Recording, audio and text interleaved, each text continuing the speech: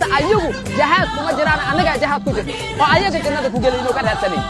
ayaga jannada ku galayna beere ayadu waa ayadu xadiisku waa xadiis laakiin sida oo u isticmaalaya qaldan uu akhrina qofkina wuxuu ugu fasiraa wixii ay sheegayso waxaan ahayn oo qofku ugu fasira qofkii cabaysan indhaha degaha ka xirnaa ku soo galay beer sida kuwa qaraxyada ay ku xireen beer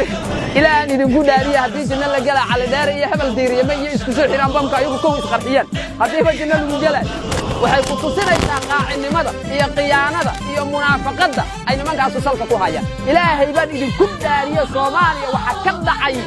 inay iyo masaajid ugu galaan علماء أمدد مسلمين أو كتاب إلهي أقرنا إحساس وكلهاية أي يكو كرد لان كتاب يدور كتاب والرب يعني بكل هو مسلمين نوعيه وضد نوعيه هو مسلم نوعيه هو وروح المنافقين هو تاري وحان حدان كتكرنا في علادة أي سمين عيين كتاب تمير كان نمسينا إيشان لمن كان منافقين ضدك مسلم كهي صوماليين هي دين إسلامك هي أخلاقيات كدين آدمك هي أمة الصوماليات هي أمة مسلمك عد إن لقبت بادية حضيتها قوارثة هوت كجريتها إن لقبت بادية قف كستا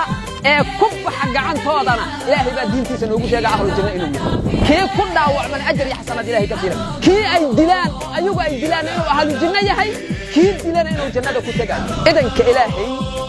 هو فلسنك قدرت أن يقص كله ما ليسنا كجرا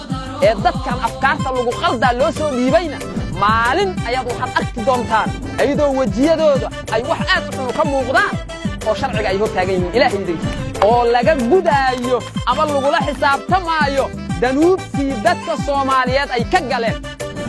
dhiigii dadka Soomaaliyeed ay daadiyeen sharafkii iyo karaamadii dadkan muslimiinta ee Soomaaliya ay lahayn ay ku xad gudbeen